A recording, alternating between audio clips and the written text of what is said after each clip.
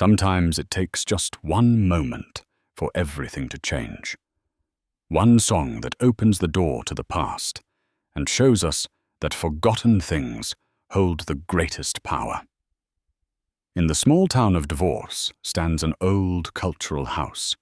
In the corner of a dusty hall rests a broken piano. No one has touched it for a long time. Local people walk past it and do not see it, just as they walk past Thomas Novak. Thomas is a quiet man. He lives from odd jobs. Nobody notices him. But Thomas has a gift that nobody knows about. One day he decides to fix the piano. He works week after week. He polishes hammers. He tunes strings. He restores what was broken. Then he sits at the keyboard. He plays.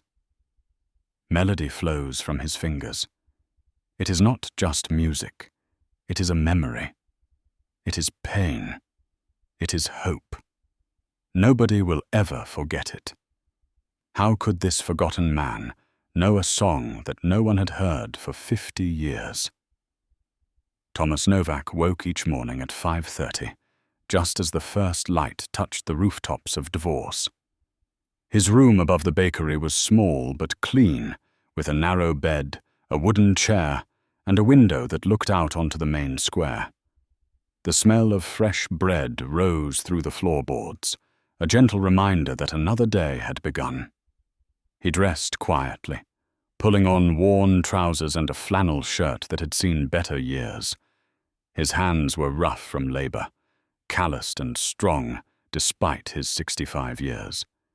He moved slowly, not from age, but from habit, from a lifetime of being invisible.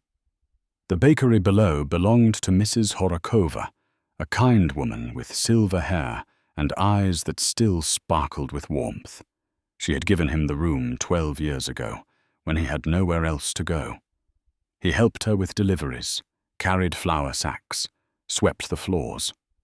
In return, she asked nothing but his company at breakfast. They would sit together in the back room, drinking coffee and sharing bread still warm from the oven. She never asked about his past. He never offered it. Some things were better left in silence. Dvors was the kind of town where everyone knew everyone, where generations had lived and did within the same few streets. The main square held a small fountain, a church with a copper steeple, the town hall, and a row of shops that had changed little over the decades. Children played in the streets after school. Old men gathered at the pub to play cards and argue about politics. Women met at the market on Thursday mornings, carrying wicker baskets and exchanging news. Life moved at a gentle pace, governed by tradition and the rhythm of seasons. Thomas fit into this rhythm like a shadow. He was present but unnoticed, helpful but never intrusive. He worked construction jobs when they were available, painting houses, fixing fences, laying bricks.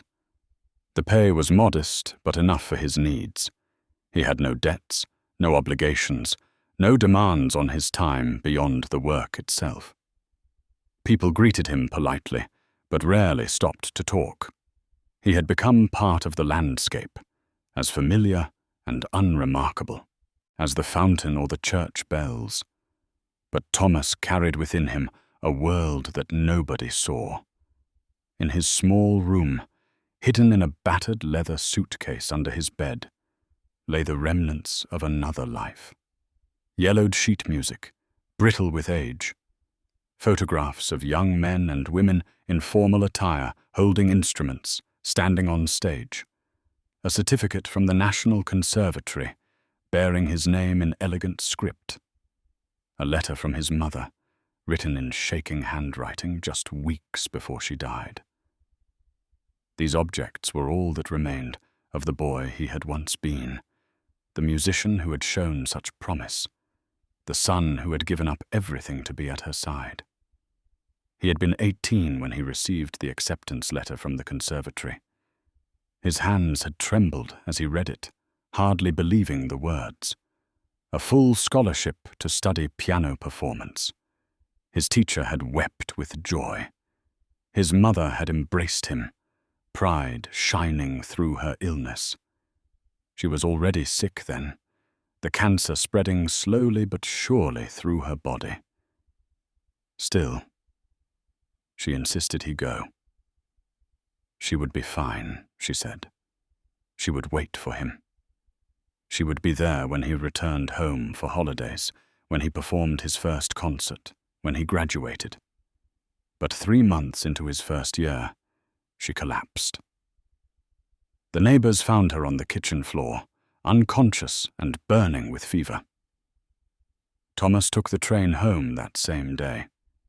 He never went back. The scholarship was forfeited. The dream died quietly, without protest. He sat by her bedside for 7 months, holding her hand, reading to her, playing melodies on the old upright piano in their tiny apartment. She passed away on a Tuesday morning in March, just as the first flowers were beginning to bloom. After the funeral, Thomas sold what little they owned. The apartment went to pay her medical bills. The piano was taken by a neighbor who promised to give it a good home. He packed his belongings into a single suitcase and left the city. He could not bear to stay, could not walk past the conservatory or hear music drifting from open windows. The grief was too heavy, the loss too complete. He drifted from town to town, taking whatever work he could find, sleeping in boarding houses and cold train stations. Eventually, he came to divorce and found Mrs. Horakova's kindness. He stopped moving. The years passed like water. He grew older. His hair turned grey, then white. His body remained strong, but his heart stayed locked away. He did not speak of music. He did not touch a piano. When he heard songs on the radio or drifting from the church on Sunday mornings, he felt an ache so deep it took his breath away. But he said nothing. He simply carried on, day after day, invisible and silent. Mrs. Horakova understood him in ways that others did not. She saw the sadness in his eyes, the careful way he avoided certain topics. She noticed how he paused when music played, how his fingers sometimes moved unconsciously, as if pressing invisible keys. One winter evening, as they sat by her fireplace, she asked him gently if he had ever played an instrument. He looked at her for a long moment, then nodded. "Piano," he said. "A long time ago." She did not press further.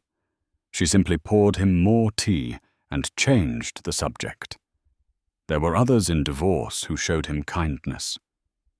Mrs. Marta, the librarian, always had a smile for him when he came to borrow books. She recommended novels and poetry, sensing he had a taste for beautiful language. Mayor Kearney, a stout man with a booming voice, hired him occasionally for odd jobs at the town hall. He paid fairly and never haggled over the price. And then there was Jakub, a 12-year-old boy from the orphanage on the edge of town. Jakub was small for his age, with dark hair and watchful eyes. He had been abandoned as a baby and had grown up in the orphanage, never knowing his parents. The other children teased him for being quiet, for preferring books to sports, for drawing pictures in notebooks during recess. Thomas first met him in the library, where the boy sat alone at a corner table, sketching the view from the window. Their eyes met briefly. Thomas recognized something in that gaze, a loneliness that mirrored his own. They began to talk, slowly at first, then more freely. Thomas would bring Jakub small gifts, a pencil, a sketchbook, an apple from the market.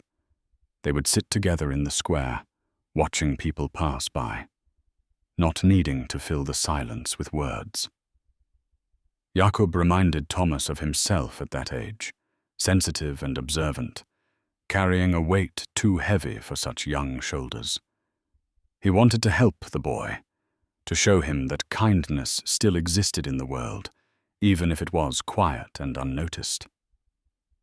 The Cultural House stood at the northern edge of the square, a two-story building with tall windows and a faded blue facade. It had been built in the 1920s, a monument to civic pride and artistic ambition. In its heyday, it hosted concerts, theatre performances, dance recitals, and lectures. Famous musicians had performed on its stage. Poets had read their verses to packed audiences. Young people had gathered there to celebrate and dream. But those days were long past. The building had fallen into disrepair, neglected and forgotten as the town's budget shrank and priorities shifted. The paint peeled from the walls. The windows were clouded with grime. The stage curtains hung in tatters. The seats were covered in dust.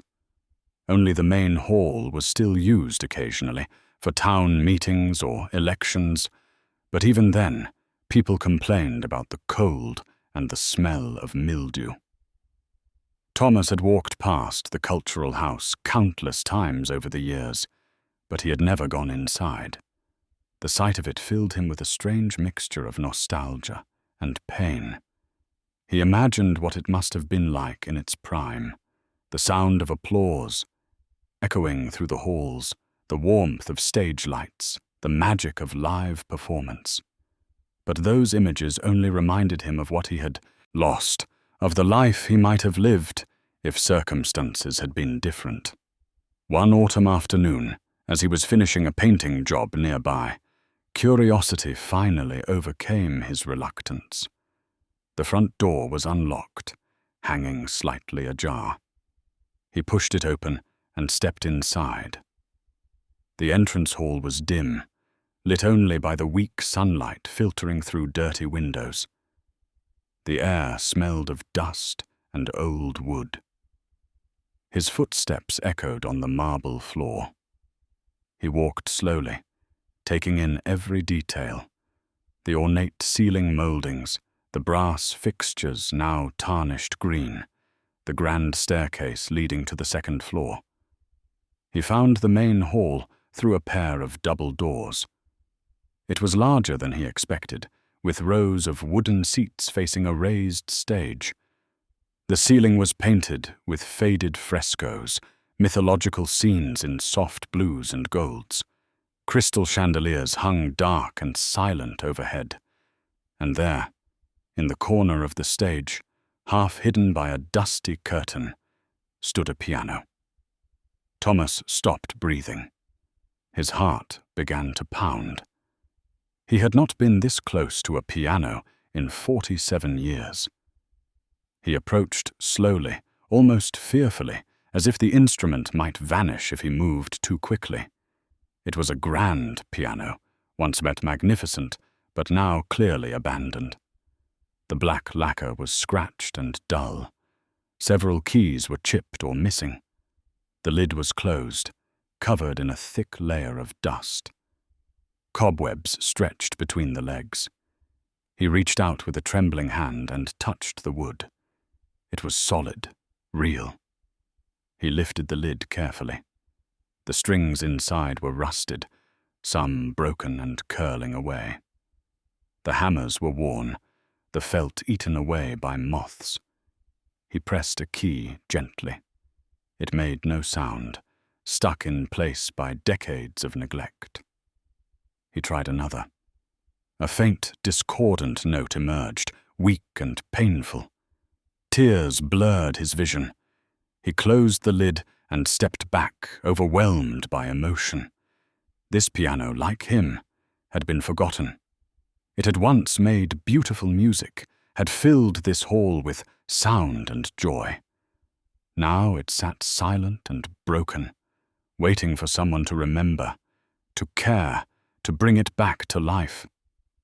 He stood there for a long time, just looking at it, feeling the weight of all those lost years pressing down on him. When he finally left the Cultural House, the sun was setting, Long shadows stretched across the square. People were heading home for dinner, calling to children, closing shop doors. Thomas walked back to the bakery slowly, his mind churning with thoughts he had buried for decades. That night, lying in his narrow bed, he could not sleep. The image of the piano haunted him. He saw his mother's face, heard her voice encouraging him to play. He remembered the feeling of music flowing through his hands, the pure joy of creation. And he made a decision. He would fix the piano. He did not know if it was possible. He did not know if he still remembered how. But he had to try. For his mother. For the boy he had been. For all the music that had lived inside him, silent and unuttered. For so long. The next morning, he returned to the cultural house with a notebook and a pencil. He examined the piano carefully, making notes of everything that needed repair. It was a daunting list. Broken strings, damaged hammers, stuck keys, a warped soundboard, loose tuning pins. It would take time. It would take patience. It would take every skill he possessed. But Thomas had time. And patience was something he had learned through years of quiet endurance. He began to gather tools and materials, asking around town for what he needed, buying some things with his modest savings, improvising others. Mayor Cerny, curious about the project, gave him a key to the cultural house and permission to work there whenever he wished. Mrs. Horakova packed him lunches and encouraged him with gentle words. Mrs. Marta found books on piano repair in the library's archive and set them aside for him. And so quietly and without fanfare, Thomas Novak began to rebuild not just a piano, but a piece of himself he thought was lost forever. The work began on a cold Monday morning in late October. Thomas arrived at the cultural house just after dawn, carrying his toolbox and a thermos of coffee Mrs. Horakova had prepared.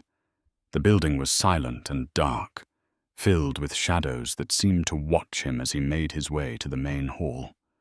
He turned on the few lights that still worked, weak bulbs that cast a yellowish glow across the dusty stage.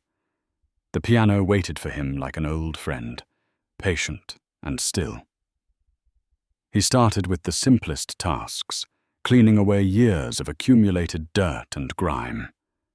He wiped down the exterior with a soft cloth, revealing the wood beneath the filth. The black lacquer was damaged beyond repair in many places, but the grain of the wood was still beautiful, solid maple that had been carefully selected decades ago. He opened the lid and began the painstaking process of removing dust from the strings and soundboard, using a small brush and working slowly to avoid causing further damage. The interior of the piano was worse than he had imagined. Several strings had snapped completely, their ends curling away like broken spider webs. The hammers were in terrible condition, the felt worn down to the wood in some places, missing entirely in others. The dampers were stuck, their mechanisms frozen by rust and age. He made detailed notes, sketching diagrams, calculating what materials he would need. The task ahead was enormous, but he felt no discouragement, only a strange sense of purpose he had not experienced in years. He worked alone, day after day, arriving early and staying late. The repetitive physical labor was soothing, almost meditative. His hands remembered skills he thought he had forgotten, the careful manipulation of small parts, the precise adjustments required for such delicate work. He removed each key individually, cleaning and polishing them, replacing the ivory caps that were cracked or missing with pieces he carved from old piano keys Mrs. Marta found in a storage room at the library. The townspeople began to notice his daily pilgrimages to the cultural house. Some were curious, stopping by to ask what he was doing. He explained simply that he was fixing the old piano. Most nodded politely and moved on, uninterested in such a peculiar project. A few thought he was wasting his time on a worthless instrument that should have been thrown away years ago. But a handful of people understood something deeper was happening, though they could not quite name what it was. Mrs. Horakova brought him warm meals wrapped in cloth, sitting with him while he danced in that very hall with her late husband house in its glory days. Her eyes grew distant with memory. She had seen concerts there as a young woman. Thomas listened quietly, grateful for her company. Mayor Cerny stopped by occasionally, watching the progress with approval. He mentioned that it would be good for the town to have the piano working again. Perhaps they could host an event, bring people together. Jakub became Thomas's most faithful visitor. The boy would arrive after school, his backpack still on his shoulders, and sit on the edge of the stage watching Thomas work. He asked questions about the piano, about how it made sound, about why certain parts were shaped the way they were. Thomas answered patiently, showing him the hammers and strings, explaining how pressing a key created a chain reaction that produced a note. The boy was fascinated, his young mind absorbing every detail. One afternoon, as winter began to settle over Dvorts, Jakub asked Thomas if he knew how to play. Thomas paused in his work, a tuning wrench in his hand, and nodded slowly. "He used to play," he said quietly. "A long time ago." Jakub's eyes widened. Would he play something when the piano was fixed? The boy asked. Thomas did not answer right away. He set down the wrench and looked at the instrument, half repaired, still silent. "Maybe," he said finally, "if I remember how." The truth was that Thomas was terrified. He had not played in 47 years. His fingers were older now, stiff from labor, no longer the supple instruments of a young virtuoso. He did not know if the music was still inside him, or if it had dried up and blown away like autumn leaves. The thought of sitting at the keyboard and producing nothing but clumsy noise filled him with dread.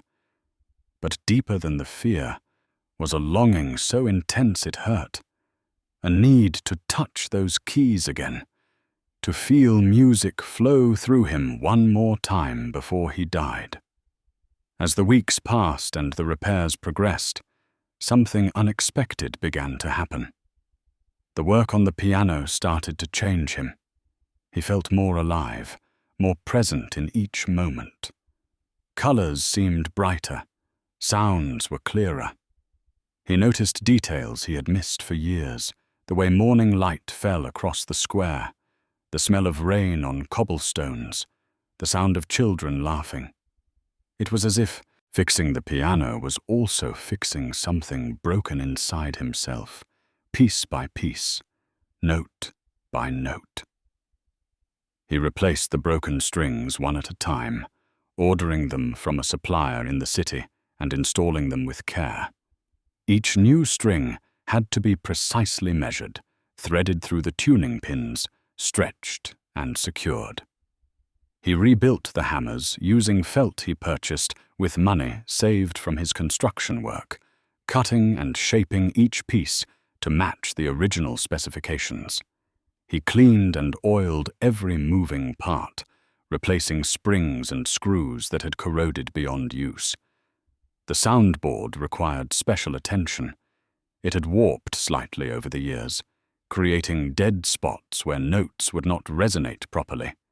He could not replace it without essentially rebuilding the entire piano, so instead he worked to stabilize it, adding small wooden shims in strategic places, sealing cracks with special glue.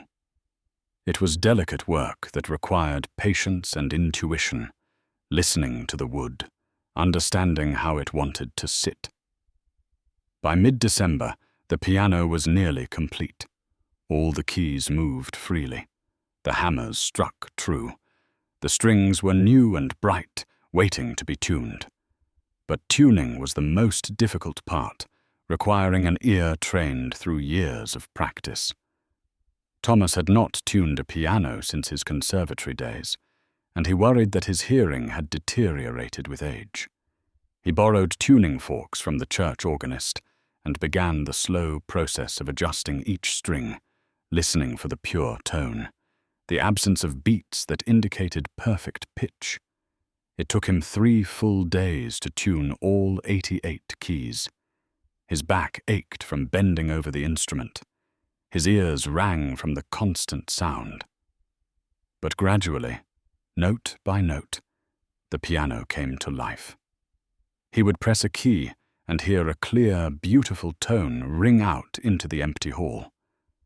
Then another and another, building chords, testing intervals, listening for harmony. The instrument was not perfect. It would never sound as good as a new piano, but it had voice again. It could sing. On the evening he finished, Thomas sat alone on the stage, looking at the piano in the dim light. Snow was falling outside, visible through the tall windows, coating the town in white silence. He felt exhausted, but deeply satisfied. He had done what he set out to do. The broken thing was whole again. But now came the moment he had been avoiding. The moment when he would have to sit down and actually play. He stood and walked to the piano bench, an old wooden seat that he had repaired and polished. He sat down slowly, adjusting his position, his hands hovering over the keys. They trembled slightly. He took a deep breath, trying to calm his racing heart. What should he play, he wondered. What piece would come back to him after all these years? His mind was blank, frozen with anxiety. Then, without conscious thought, his fingers found their position. The muscle memory was still there, buried deep but not gone. He pressed, down gently, and a chord filled the hall. It was not quite in tune, a little rough around the edges, but it was music. Real music. He played another chord, then a simple melody, something he had learned as a child. The notes came slowly at first, hesitant and unsure, but they came. His fingers remembered what his mind had forgotten. Tears streamed down his face as he played. All the years of silence, all the grief and loss and loneliness poured out through his hands. He was not thinking about technique or performance. He was simply letting the music speak what words could not. The melody was simple, almost childlike, but it carried a weight of emotion that transformed it into something profound. He played for his mother, for the boy he had been, for all the dreams that had died, but were not quite forgotten. When he finally stopped, his hands resting in his lap, the hall was tuned again. The echo of the last note faded slowly into the shadows. He sat there for a long time, not moving, feeling something shift deep inside his chest. It was not healing, not yet, but it was a beginning, a crack in the wall he had built around his heart. He realized he was smiling, really smiling, for the first time in longer than he could remember. He did not know that Jakob had been standing in the doorway, hidden in the darkness, listening. The boy had come looking for him, worried when Thomas had not appeared at his usual time. He had heard the music and stopped, afraid to interrupt, mesmerized by what he was hearing. When Thomas stood to leave, Jakob slipped away quietly, running through the snowy streets back to the orphanage, his heart pounding with excitement. He had to tell someone what he had witnessed, but the words would not come. All he could think was that he had heard something beautiful, something true, something that made the world feel less lonely. Word spread through divorce, the way news always did in small towns. quietly and quickly, passed from neighbor to neighbor over morning coffee and afternoon errands. Jakub could not contain his excitement. He told the other children at the orphanage about the music he had heard, though they only half believed him. He told Mrs. Marta at the library, who listened with interest and made a note to visit the cultural house herself. He even told the grumpy baker's assistant, who usually ignored him, so filled with wonder that he had to share it with anyone who would listen. Thomas knew nothing of this spreading awareness. He continued his routine, working construction jobs during the day, helping Mrs. Horakova with deliveries in the early morning, and spending his evenings at the cultural house with the piano. But now, instead of working on repairs, he was playing. Cautiously at first, just simple exercises and scales, retraining his fingers to move across the keys with the fluidity they once possessed. His hands were stiffer than they had been in his youth, the joints sometimes aching from the day's labor. But the fundamental skill was still there, waiting to be awakened.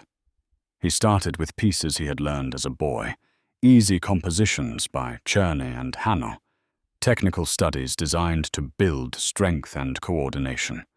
They were not beautiful music, just repetitive patterns, but they served their purpose.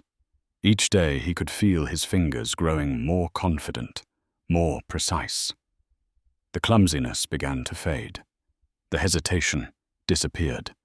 He moved on to simple Bach preludes, then Mozart sonatinas, gradually rebuilding his repertoire from memory. Some pieces came back to him completely, as if no time had passed at all. His hands would find the notes automatically, the music flowing without conscious thought. Other pieces were fragmentary. He could remember the opening, but not the middle, or the melody, but not the harmonies.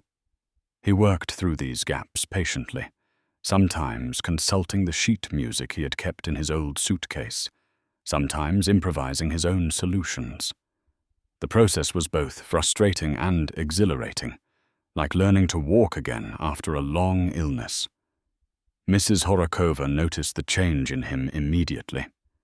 He seemed lighter somehow, less burdened by the invisible weight he had carried for so many years. He hummed while working in the bakery, something he had never done before. He smiled more readily. His eyes, which had always held a distant sadness, now sparkled with something she recognized as joy. She did not ask questions, but one morning as they shared breakfast, she reached across the table and squeezed his hand gently. He looked at her, surprised, and she simply nodded, understanding passing between them without words. Mayor Cerny heard about the piano from his secretary, who had heard it from her sister, who had heard it from Jakub.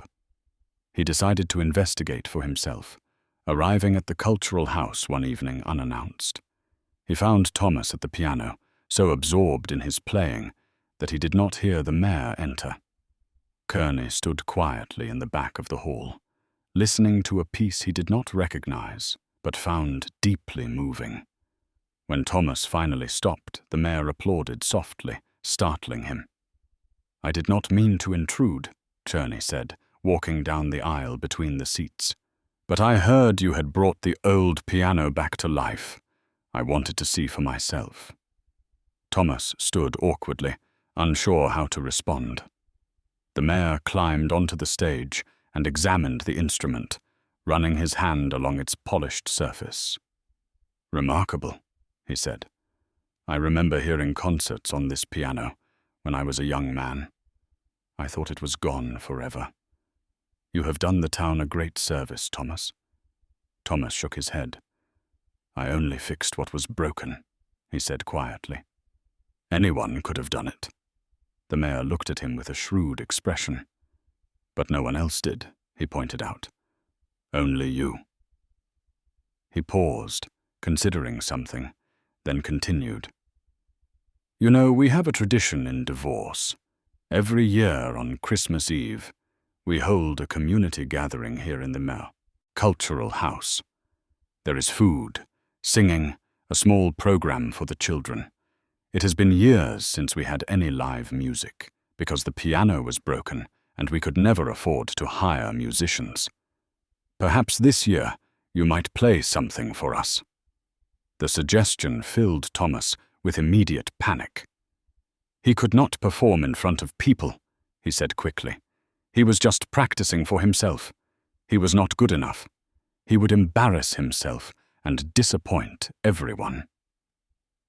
The mayor held up his hand, stopping the flow of protests. "Think about it," he said kindly. "You do not have to decide now, but it would mean a great deal to the community, and I suspect it might mean something to you as well." He left before Thomas could refuse again, his footsteps echoing through the empty hall. That night, Thomas lay awake thinking about the mayor's request. The idea of performing terrified him. He imagined himself sitting at the piano, his mind going blank, his fingers freezing, everyone watching as he failed. But beneath the fear was something else, a small voice that whispered, "What if? What if he could do it? What if he could share the music that had been locked inside him for so long? What if, just once before he died, he could give something beautiful to the world?" The next morning, Mrs. Horakova found him distracted and troubled. Over coffee, he told her about the mayor's proposal. She listened thoughtfully, then asked him a simple question. "Do you want to play for people?" He started to say no, then stopped. The truth was more complicated. Part of him desperately wanted to share his music, to connect with others through the universal language of melody and harmony. But another part of him was so afraid of vulnerability, of opening himself up to judgment and disappointment, that the thought made him physically sick. Mrs. Horakova reached across the table and took both his hands in hers. "Thomas," she said gently, "I have known you for 12 years. You are the kindest, most selfless person I have ever met. You help everyone but yourself. You give everything and ask for nothing. Maybe it is time to do something just because it scares you. Maybe it is time to let people see who you really are." Her words struck something deep inside him, a truth he had been avoiding. He had spent so long being invisible that he had forgotten what it felt like to be seen. He thought about it for days, wrestling with the decision. He talked to Jakob about it, and the boy's face lit up with excitement. "You have to do it," Jakob said earnestly. "You have to let everyone hear what I heard. It was the most beautiful thing I ever experienced." Thomas was touched by the boy's faith in him, but still uncertain. What if he disappointed him? What if the magic of that first night could not be repeated? What if he was not as good as Jakob thought? Mrs. Marta offered her own encouragement when he stopped by the library. She had been researching the history of the cultural house and showed him old newspaper clippings from its opening night in 1923. The photographs showed crowds of elegantly dressed people, the hall lit by hundreds of candles, a famous pianist from Prague performing on the very piano Thomas had repaired. "This building was meant for music," she told him. "It has been silent for too long. You could bring it back to life, not just the piano, but the whole space. You could remind us what this place was built for." Slowly, despite his fears, Thomas began to feel something shifting inside him. Maybe it was time. Maybe after 47 years of silence, he deserved to make music again, not in secret, but openly, sharing it with others. His mother would have wanted that for him. She had always believed in his gift, had sacrificed so much so that he could pursue it. He had spent decades honoring her memory through his quiet service to others. Perhaps now he could honor her in a different way, by finally using the talent she had recognized in him so long ago. 2 weeks before Christmas, Thomas went to Mayor Cerny's office and told him he would play at the community gathering. The mayor beamed with delight, shaking his hand vigorously. "This will be wonderful," he said enthusiastically. "People will be so happy. What will you play?" Thomas hesitated. He had been thinking about that question constantly. There were many pieces he could perform, classical standards that everyone would recognize and appreciate. But none of them felt right. They were beautiful, certainly, but they were someone else's music, someone else's emotions. If he was going to do this, if he was going to open his heart in front of the whole town, he wanted to play something that was truly his own. The idea came to him late one night as he sat in his small room above the bakery. He had been looking through his old suitcase, touching the yellowed sheet music, studying the photographs of his younger self. Among the papers, he found something he had forgotten, a composition he had written during his first months at the conservatory. It was unfinished, just a few pages of sketchy notation, ideas for a piece he had planned to develop but never completed. The melody was simple but haunting, inspired by a folk song his mother used to sing while cooking dinner. He brought the pages to the cultural house the next day and set them on the piano. The notes looked foreign to him now, his own handwriting from 47 years ago like a message from a stranger. He played through what he had written, stumbling at first, then finding the flow. The melody was melancholic, but not sad, reflective rather than sorrowful. It spoke of memory and loss, but also of acceptance and peace. As he played, new ideas began to form in his mind, ways to develop the theme, harmonies that could support and enrich the simple tune. For the next week, Thomas worked on completing the composition. He would play sections over and over, trying different variations, listening for what felt right. He had no formal training in composition beyond what he had learned in his brief time at the conservatory, but he trusted his instincts, his ear for beauty. The piece grew slowly, organically, like a plant reaching toward sunlight. He added a second theme that contrasted with the first, more hopeful and bright, representing not what was lost, but what remained. The two melodies wove together, separated, and finally united in a resolution that felt both inevitable and surprising. Jakob continued to visit every afternoon, watching Thomas work on the new piece. The boy could not read music, but he could hear the composition taking shape, could sense when Thomas found something that worked, and when he struggled with a passage that would not come right. Sometimes Jakob would offer opinions, saying he liked one version better than another, and Thomas found the boy's untrained ear surprisingly useful. If it moved Jakob, it would likely move others. One afternoon, as they sat together during a break, Jakob asked Thomas why he had stopped playing for so long. It was the question Thomas had been dreading, but he found himself answering honestly. He told the boy about his mother, about leaving the conservatory to care for her, about how the grief had been so overwhelming that music became impossible. Jakob listened quietly, his young face serious and understanding. Then he asked another question. "Do you think your mother would want you to stop playing forever?" The question hit Thomas like a physical blow. He had never thought about it that way. He had assumed his mother would understand his silence, would forgive his abandonment of music. But Jakob was right. She would not have wanted that. She had loved hearing him play. She had been so proud of his talent.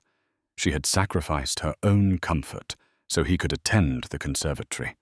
Her dying wish had been for him to continue, to become the musician she knew he could be. By staying silent all these years, he had not honored her memory. He had denied it. That realization changed something fundamental in Thomas. The guilt he had carried, the sense that he had somehow betrayed his gift by living an ordinary life, began to lift. He understood now that returning to music was not selfish or frivolous. It was the most honest way he could honor his mother, by finally fulfilling the promise she had seen in him. The composition he was writing became not just a piece of music, but a gift, a way of saying thank you to the woman who had given him everything. As Christmas approached, the town began to prepare for the annual gathering. Decorations appeared in shop windows. The church choir practiced carols. Children rehearsed a short play about the Nativity. Mrs. Horakova baked special breads and pastries. Mayor Cerny organized volunteers to clean the cultural house, sweeping away dust, washing windows, hanging wreaths and garlands. The old building began to look almost like its former self, dignified and welcoming, ready to serve its original purpose once again. Thomas felt the pressure building as the date drew near. He practiced his composition obsessively, playing it dozens of times each day, refining tiny details, memorizing every note so thoroughly that his hands could play it without thought. He wanted it to be perfect, not for his own pride, but because it mattered. This was his one chance to give something meaningful back to the community that had sheltered him, to show them he was more than just a quiet old man who did odd jobs. But doubt continued to plague him. Late at night, lying in bed, he would imagine all the ways things could go wrong. He would forget the music. His hands would cramp. He would play badly, and people would be polite but disappointed. The composition itself might not be good enough, too simple or too strange or just not interesting. He would embarrass himself and wish he had never agreed to perform. These thoughts circled endlessly, making sleep difficult. Mrs. Horakova noticed his increasing anxiety. She found him one morning staring into his coffee cup, looking exhausted and worried. She sat down across from him and spoke firmly but kindly. "You need to stop torturing yourself," she said. "You have prepared as much as anyone could. The music is beautiful. I have heard you practicing. Whatever happens on Christmas Eve, you will have done your best. That is all anyone can ask." He nodded, wanting to believe her, but the fear remained. 3 days before the performance, disaster struck. Thomas was working on a construction site, helping to replace shingles on a roof. The ladder shifted beneath him, and he fell, landing hard on his right hand. Pain shot through his wrist and up his arm. He sat on the ground, cradling the injured hand, feeling sick with dread. The other workers rushed over, helping him up, asking if he was all right. He said he was fine, just bruised. But inside he was panicking. He went immediately to the town doctor, an elderly man who had been treating the people of Divorce for 40 years. The doctor examined his hand carefully, moving each finger, testing the wrist joint, asking where it hurt. Finally, he delivered his verdict. Nothing was broken, but the wrist was badly sprained. Thomas needed to rest it completely, no heavy lifting, no strain. The doctor wrapped it in a bandage and gave him pills for the pain. "How long until it heals?" Thomas asked, his voice tight with worry. "A week? Maybe 2, the doctor said. "Depends on how well you rest it." Thomas left the office in despair. The performance was in 3 days. There was no way his hand would heal in time. He tried to play that evening, carefully unwrapping the bandage. But even the gentlest pressure on the keys sent sharp pains through his wrist. He could not do it. He would have to cancel. He would have to tell Mayor Cerny, Tell Mrs. Horakova, tell Jakub that he had failed before he even had a chance to try. The disappointment was crushing, worse than the physical pain. When Jakub arrived for his usual visit, he found Thomas sitting on the piano bench with his head in his hands. The boy immediately knew something was wrong. "What happened?" he asked, his voice small and frightened. Thomas showed him the bandaged wrist and explained about the fall. Jakub's face crumpled. "Does this mean you cannot play?" he asked. Thomas nodded, unable to speak past the lump in his throat. The boy sat down next to him on the bench, and they remained there together in silence, sharing their grief over the dream that seemed to be slipping away. News of the injury spread as quickly as news of the piano had. Mrs. Horakova heard it from Jakub, who came to the bakery in tears. She immediately went upstairs to find Thomas sitting in his room, staring out the window at the snowy street below. She sat beside him without speaking, simply being present in his pain. After a long silence, he finally spoke. "I should never have agreed to play," he said bitterly. "I should have known something would go wrong.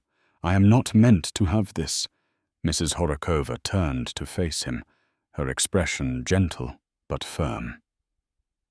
"Do you really believe that?" she asked. "Do you really think the universe is conspiring against you? Or is it possible that you are looking for a reason to quit because you are afraid?" Her words stung because they contained truth. Part of him was almost relieved by the injury, grateful for an excuse to avoid the vulnerability of performance. But another part of him, the part that had been reawakened by the piano, refused to accept defeat so easily. Mayor Herne came to visit that evening, bringing a bottle of plum brandy and 2 glasses. He poured for both of them and sat in the wooden chair while Thomas remained on the edge of his bed. The mayor did not offer false comfort or easy solutions. Instead, he told Thomas a story about his own father, who had been a violinist before the war. His father had lost 2 fingers on his left hand in an accident at the factory where he worked. Everyone assumed his musical career was over. But he spent a year relearning how to play with his remaining fingers, adapting his technique, finding new ways to create beauty despite his limitations. The point of the story was clear. Obstacles were not endings, just invitations to find different paths. Thomas appreciated the mayor's wisdom, but his situation felt different. His father had a year to adapt. Thomas had 3 days. Still, after the mayor left, Thomas found himself thinking about the concept of adaptation. Perhaps there was something he could do, some way to manage the pain, some adjustment to his technique that would allow him to perform even with an injured wrist. The next morning, he unwrapped the bandage and examined his hand carefully. The swelling had gone down slightly. The bruising was vivid purple and yellow, spreading from his wrist up his forearm. He flexed his fingers slowly, testing the range of motion. Most movements were tolerable, but any rotation of the wrist or pressure from certain angles caused sharp pain. He rewrapped the bandage and went to the cultural house, determined to experiment. He started by playing simple scales with his left hand only, keeping his right hand still. This was manageable, though awkward. Then he tried using just his right hand, attempting to play melody lines without moving his wrist. This was more difficult, and the pain was significant, but not impossible. He realized that if he kept his wrist completely rigid, using only his fingers and adjusting his posture to compensate, he could produce sound. It was not ideal, not comfortable, but it was possible. For hours, he worked on adapting his technique. He experimented with different positions, different angles of approach to the keyboard. He found that if he sat slightly higher on the bench and kept his right elbow closer to his body, he could minimize wrist movement. The playing was more mechanical this way, less fluid and expressive, but the notes came out clearly. He practiced his composition using this modified approach, working through the pain, stopping frequently to rest. Jakub arrived to find him still working, his face pale and drawn with concentration. The boy watched anxiously as Thomas played through a section, stopping abruptly when the pain became too much. "You should not do this," Jakub said quietly. "You will hurt yourself worse." Thomas shook his head. "I have to try," he said. "I cannot give up without trying." But even as he spoke, he knew the boy was right. Pushing through this kind of pain was foolish, potentially dangerous. He might cause permanent damage. That night, Thomas barely slept. His wrist throbbed despite the pain medication. He lay in the dark, listening to the sounds of the bakery below, the quiet hum of ovens preparing for the morning's bread. He thought about his mother, about the sacrifices she had made, about the music she had loved. He thought about Jakub, about the hope he had seen in the boy's eyes, about how this performance might show him that broken things could be made whole again. He thought about the town, about all the people who had shown him small kindnesses over the years, who had given him a place to belong even when he felt he did not deserve it. By dawn, he had made a decision. He would perform, injury or not. He would find a way to play his composition, even if it meant simplifying certain passages, even if it meant accepting imperfection. The act of trying mattered more than the outcome. Showing up mattered more than technical excellence. He had spent 47 years hiding from the world, protecting himself from pain and disappointment.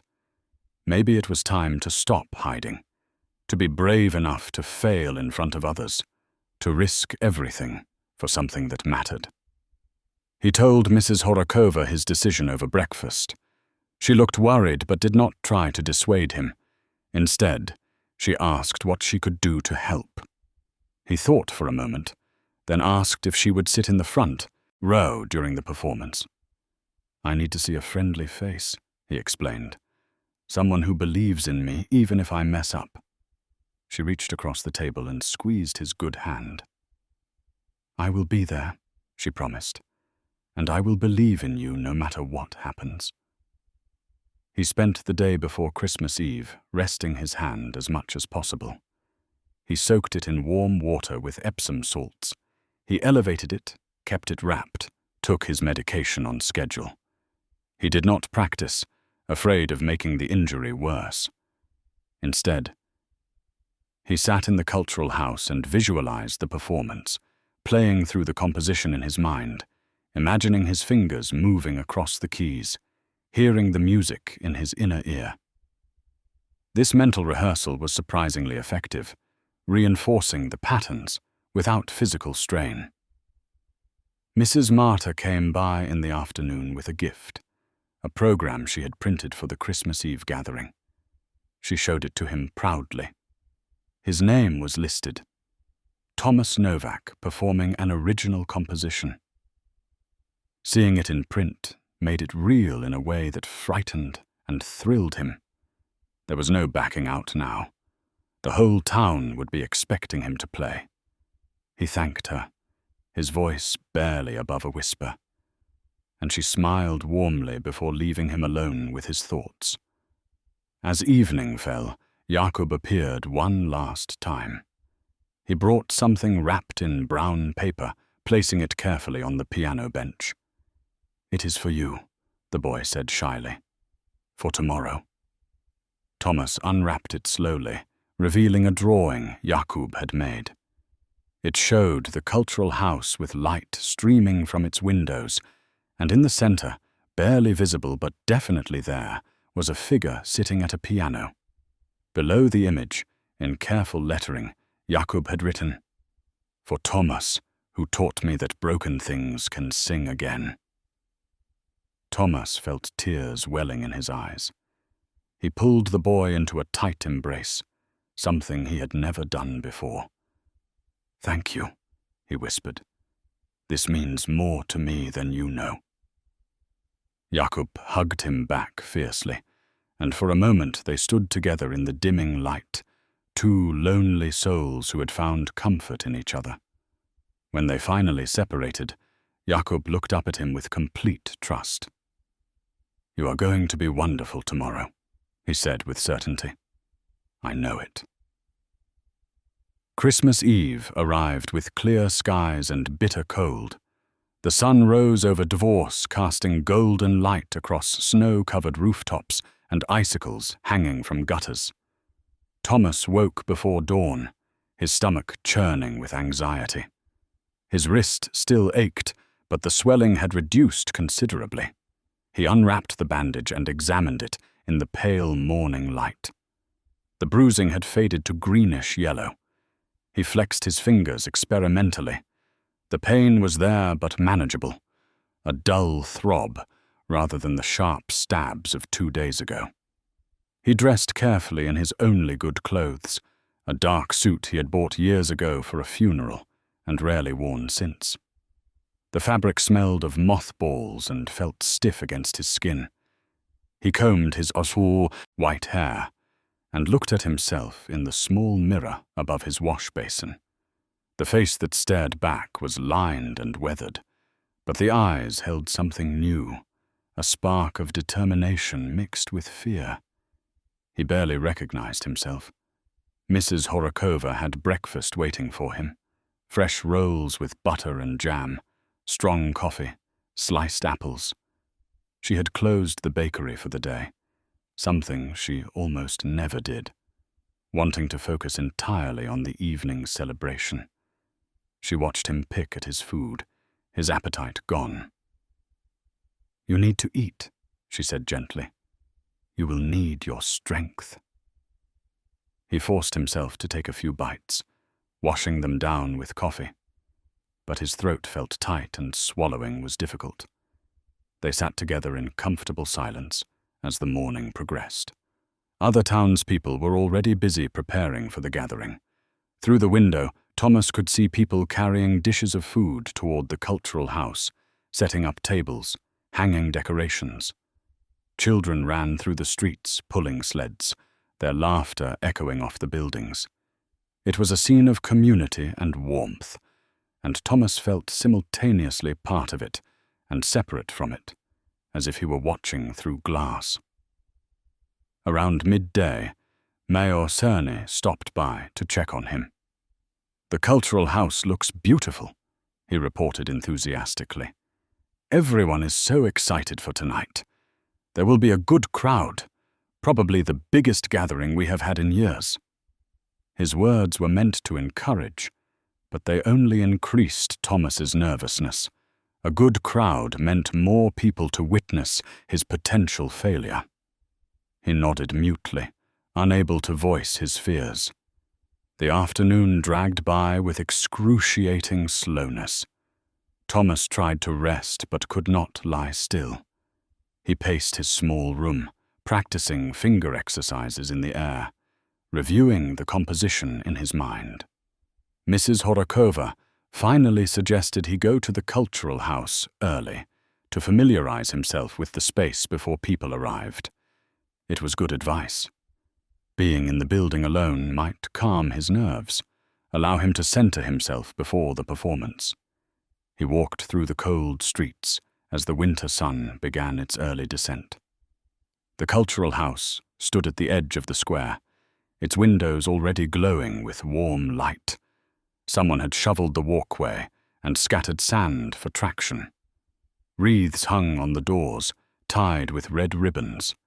Inside, the transformation was remarkable. The main hall had been cleaned thoroughly, every surface dusted and polished. Candles flickered on tables arranged along the walls, waiting to hold platters of food. The stage had been decorated with garlands of pine and holly, and in the center, spotlit by several lamps, stood the piano. Thomas approached it slowly, reverently. Someone had polished the wood to a deep shine. Fresh flowers sat in a vase on top, white roses and evergreen branches. A beautiful bench cover had been added, embroidered fabric in deep burgundy. The instrument looked dignified and ready, no longer a forgotten relic, but an honored centerpiece. He sat down at the bench and placed his hands on the keys without pressing down, just feeling the familiar smooth ivory beneath his fingers. He played through his composition once, softly, testing his injured wrist. The pain was present but tolerable. His adapted technique was awkward but functional. The music came out somewhat differently than he had originally envisioned, less fluid in certain passages, more deliberate and careful. But it was still beautiful. It still carried the emotion he wanted to convey. He played it again, then a third time, each repetition building his confidence slightly. As he finished the third run-through, he heard footsteps behind him. He turned to find an elderly woman standing in the aisle, leaning on a cane. He did not recognize her immediately. She wore a heavy coat and a scarf wrapped around her white hair. She moved slowly toward the stage, her movements careful and measured. When she reached the front, she looked up at him with pale blue eyes that held a strange intensity. "I heard you playing," she said, her voice thin but clear. "I had to come to see who it was." Thomas stood politely, uncertain how to respond. "I am sorry if I disturbed you," he said. "I was just practicing for tonight." The woman shook her head. "You did not disturb me," she said. "You gave me a gift. That melody, where did you learn it?" Thomas explained that he had written it himself, based on an old folk song his mother used to sing. The woman's eyes filled with tears. "What was your mother's name?" she asked urgently. Thomas told her, confused by the question. The woman swayed slightly, gripping her cane for support. "I knew her," she whispered. "We grew up together in the same village. We were like sisters. The song you played, she used to sing it to me when we were children. I have not heard it in 70 years. I thought I had forgotten it completely. But when you played just now, everything came back." Thomas stood frozen, stunned by this revelation. He had never known his mother had a childhood friend, had never heard about her life before he was born. The woman continued speaking, her words tumbling out in a rush. "Her name was Anna," she said. "Anna Novakova. She was the kindest person I ever knew. We lost touch when I married and moved away. I always meant to write to her, to visit, but life got busy and years passed.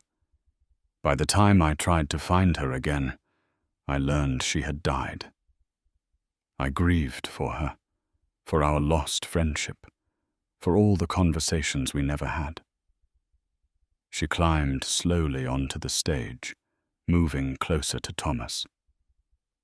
"You look like her," she said, studying his face. "You have her eyes, her gentle way of moving. She would be so proud of you, bringing her song back to life." Thomas felt overwhelmed by emotion. He had carried his mother's memory alone for so long, had no one to share stories with, no one who remembered her as a young woman full of life and dreams.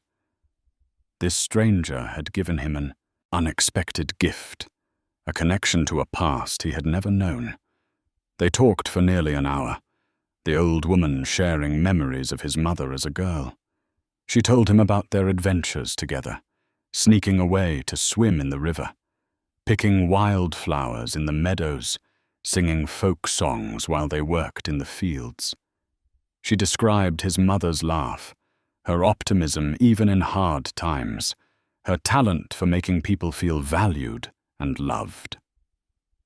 Thomas listened hungrily, absorbing every detail, building a fuller picture of the woman who had shaped his entire life. Her name was Mrs. Dvorakova, and she had returned to divorce just 2 weeks ago after living in the city for most of her adult life. She was staying with her niece, planning to spend her final years in the town where she had been born. She had heard about the Christmas Eve gathering and decided to come early, hoping to help with preparations. Instead, she had stumbled upon a piece of her past she thought was lost forever. When she finally left, promising to return for the performance, Thomas sat alone on the stage feeling shaken and transformed. The conversation had reminded him that his mother had been a complete person, not just his parent, but someone with her own history, her own friendships, her own dreams. The composition he had written was not just his tribute to her memory, but a bridge connecting past and present, linking people across decades through the universal language of melody. People began arriving around 6 in the evening. They came bundled in heavy coats and scarves, stamping snow from their boots, carrying dishes wrapped in towels to keep them warm. The hall filled gradually with the sounds of greeting and laughter, children running between the seats, adults arranging food on the tables. The air grew warm from body heat and smelled of cinnamon, roasted meat, fresh bread, pine needles. Thomas stayed backstage, watching through a gap in the curtain. He saw Mrs. Horakova arrive with an enormous tray of pastries. He saw Mayor Kearney greeting people at the door, shaking hands and spreading good cheer. He saw Mrs. Marta helping to organize the children for their nativity play. He saw Jakub, dressed in clothes that were slightly too large for him, his hair neatly combed, his face shining with excitement as he searched the crowd. The boy's eyes found the stage, and Thomas stepped back quickly, not ready to be seen. His heart was pounding so hard he could hear it in his ears. His hands were shaking. His injured wrist throbbed with renewed intensity. He felt dizzy and wondered if he might be sick. What was he doing here? He thought desperately. What made him think he could do this? He was just an old man, a nobody, a person who had spent his whole life being invisible. Who was he to stand in front of all these people and demand their attention? Mayor Cerny found him backstage, pale and trembling. The mayor took one look at his face and guided him to a chair.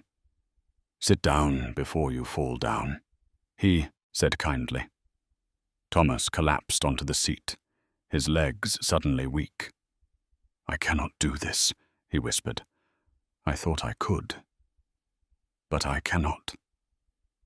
The mayor crouched beside him, speaking quietly so no one else would hear. "Listen to me, Thomas. You do not have to be perfect. You do not have to impress anyone. You just have to share what is in your heart. That is all anyone wants from you." "But what if I fail?" Thomas asked, his voice breaking. "What if I sit down at that piano and nothing comes out? What if my hand gives out? What if I disappoint everyone?" The mayor stood and placed a hand on his shoulder. "Then you will have tried," he said simply. "And that is more than most people ever do. You will have been brave. That matters more than success." He left Thomas alone to compose himself, returning to the hall where the program was about to begin. Thomas sat in the shadows, listening to the sounds of the gathering. The children performed their nativity play, their young voices earnest and sweet. The audience applauded warmly. The church choir sang several carols, harmonizing beautifully. More applause. Mayor Cerny gave a short speech about community and tradition, thanking everyone for coming. Then Thomas heard the words he had been dreading. "And now," the mayor announced, "we have a very special treat. Our own Thomas Novak has repaired the old piano that many of you remember from years past. Tonight, he will perform an original composition. Please welcome him." The applause was enthusiastic, encouraging. Thomas stood on shaking legs and walked toward the stage. The curtain parted, and suddenly he was visible to everyone, standing alone in the lights. The hall fell silent. Hundreds of eyes watched him. He felt exposed, vulnerable, terrified. He walked to the piano and sat down, his movements stiff and mechanical. He placed his hands on the keys and realized with horror that his mind had gone completely blank. He could not remember how the piece started. He could not remember a single note. The composition he had practiced hundreds of times, that he could play in his sleep, had vanished from his memory. Panic surged through him. Sweat broke out on his forehead. The silence stretched, becoming uncomfortable. People began to shift in their seats. Someone coughed. He saw Mrs. Horakova in the front row, her face full of concern. He saw Jakub beside her, watching him with such faith and hope that it made his chest hurt.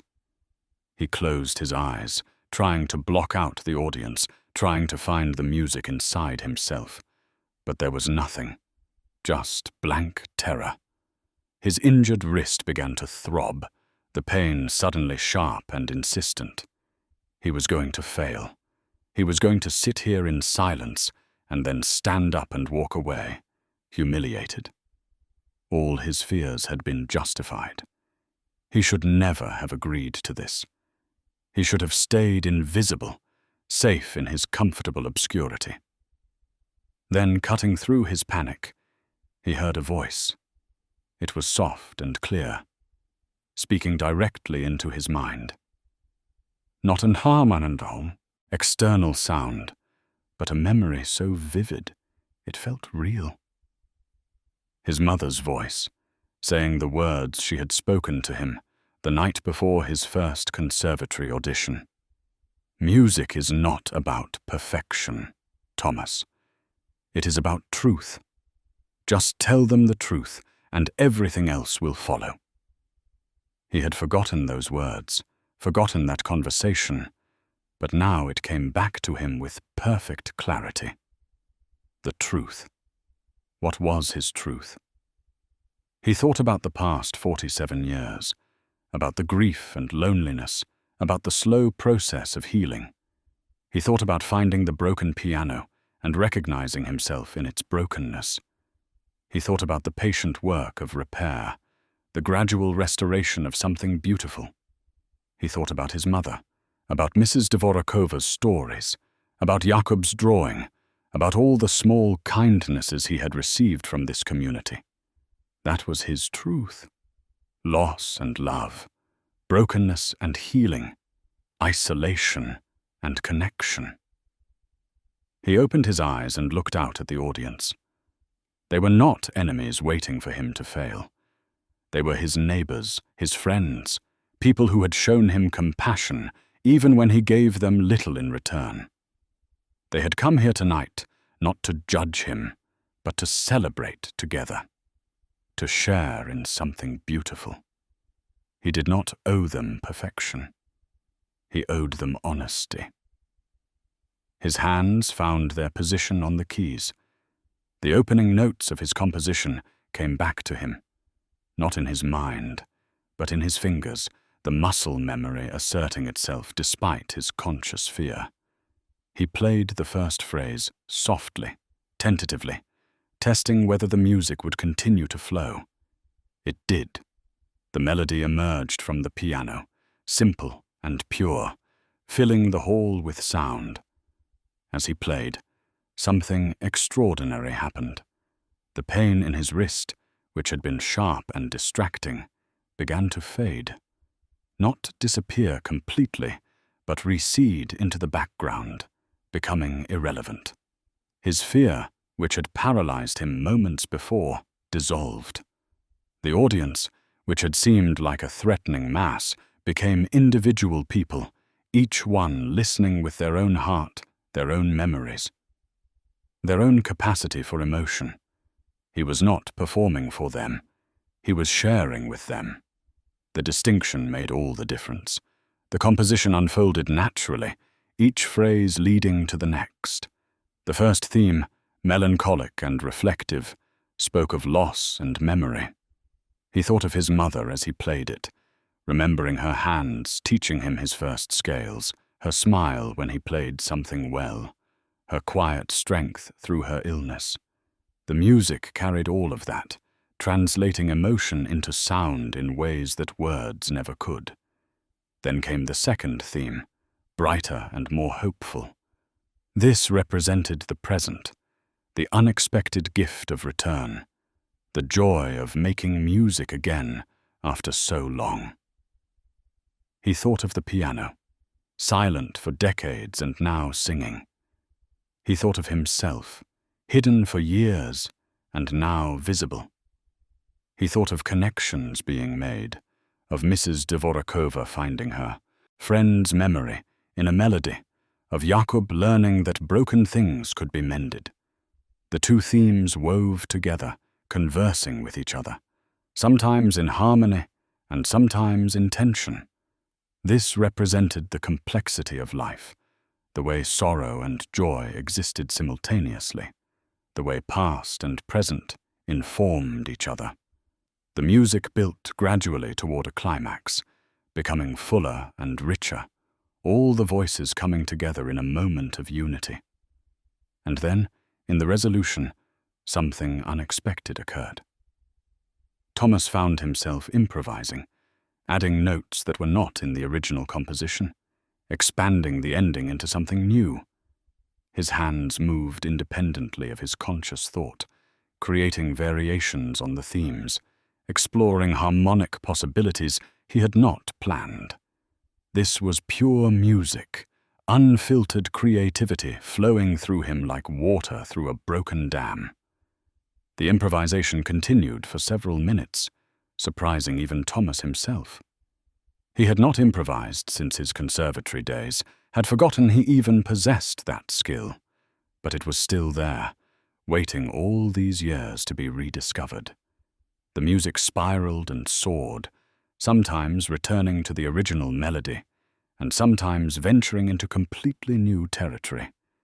It felt like flying, like being unbound from earth and time, existing purely in the moment of creation. Finally, he brought the piece to its conclusion, the two themes resolving into a single note that hung in the air, fading slowly into swants. His hands lifted from the keys. He sat very still, hardly breathing, still lost in the music. The hall remained silent for what felt like an eternity. Then, starting with a single pair of hands, applause began. It grew quickly, becoming thunderous, people rising to their feet, clapping and calling out. Thomas turned on the bench, overwhelmed by the response. He saw tears on many faces. Mrs. Horakova was weeping openly, her hands pressed to her mouth. Jakub was clapping so hard his small hands must have hurt. Mayor Cerny was beaming, applauding enthusiastically. Mrs. Dvorakova sat in her seat near the back, not clapping, but holding both hands over her heart, her face radiant with joy. But the most stunning moment came when a man in his 70s stood up from the middle section. Thomas recognized him vaguely, a retired teacher named Mr. Kolar, who had always been polite but distant. The man's face was wet with tears. He raised his voice above the applause. "I know that song," he shouted. His words cut through the noise, and people fell quiet, turning to look at him. He stepped into the aisle. his voice shaking with emotion. "The middle section, the part you improvised, that was a melody my grandmother used to sing. She died when I was 10 years old, and I have not heard it since." "How do you know it?" Thomas stared at him, stunned. He had not consciously known any such melody. The improvisation had come from somewhere beyond his awareness, from some deep well of forgotten sounds, absorbed over a lifetime. Before he could respond, another voice called out. An elderly woman stood near the front. "That opening theme," she said wonderingly. "That is a harvest song from my childhood. We sang it in the fields during autumn. I have not thought of it in 60 years. More voices joined in, people recognizing fragments of forgotten melodies woven into the composition, snatches of old folk songs, half-remembered lullabies, traditional tunes that had been passed down through generations. Thomas had somehow tapped into a collective musical memory, pulling together threads of the town's shared past and weaving them into something new. He had not done it intentionally. He had simply opened himself to the music and let it flow through him, and in doing so he had become a channel for something larger than himself. The realization hit him with stunning force. This was not just his composition. It belonged to all of them. He had given voice to memories and emotions that lived in the entire community. The piano, with its repaired strings and restored hammers, had become a vessel for the town's history, for all the songs that had been sung here over the years, all the celebrations and sorrows, all the human experience that had filled this building. He had not created something from nothing. He had simply revealed what was already there, waiting to be heard. The gathering continued long into the night, but everything had changed. People no longer simply ate and socialized. They shared stories, remembered old songs, talked about their grandparents and great-grandparents, about traditions that had been lost and memories that had faded. The performance had opened something in the community, a doorway to the past that everyone suddenly wanted to walk through together. Thomas found himself surrounded by people, each wanting to tell him about a melody they had recognized, a connection they had felt. Mrs. Dvorakova made her way through the crowd to reach him. She took both his hands in hers, her grip surprisingly strong. "You have given me back my friend," she said, tears streaming down her weathered cheeks. "When I heard that melody tonight, I felt Anna's presence so strongly. It was like she was in the room with us, singing along. Thank you for that gift." Thomas could barely speak, his own emotions overwhelming him. He had set out to honor his mother's memory for himself. He had never imagined he might help others connect with their own lost loved ones. Mr. Kolar, the retired teacher, waited his turn to speak. His face was still flushed from crying. "I need to know," he said urgently. "Where did you learn my grandmother's lullaby?" Thomas explained truthfully that he had not learned it anywhere he could remember, that the improvisation had come from somewhere beyond his conscious knowledge. Mr. Kolar shook his head in wonder. "My grandmother died in 1949, he said. "She was the last person who knew that song. It died with her, or so I thought. But somehow you pulled it out of the air, out of the past, and made it live again." Others had similar stories. An old woman recognized a wedding dance from her youth. A middle-aged man heard echoes of a song his father used to whistle while working in the garden. A young woman, barely 30, swore she recognized a melody her great-grandmother had hummed, though she had never met the woman and could not possibly have heard it directly. The connections were inexplicable, almost mystical. as if Thomas had somehow accessed a collective unconscious, a reservoir of shared musical heritage that lived below the surface of everyday awareness. Mayor Cerny finally intervened, seeing that Thomas was becoming overwhelmed by the attention. "He needs rest," the mayor announced kindly but firmly. "You can all talk more with him later. Let the man breathe." The crowd reluctantly dispersed, though many stopped to clasp Thomas's hand or pat his shoulder as they passed. Mrs. Horakova appeared at his side with a cup of hot tea. "Drink this," she commanded gently. "You look like you might faint." He sat in a chair near the stage, sipping the tea, watching the gathering continue around him. Jakub approached shyly, his face glowing with an emotion Thomas could not quite identify. "That was magic," the boy whispered. "Real magic. You made everyone remember things they thought were lost. You showed them that the past is not really gone. It is just waiting for someone to call it back." The boy's words struck deep. That was exactly what had happened. Thomas had not performed a concert. He had performed an act of collective remembrance.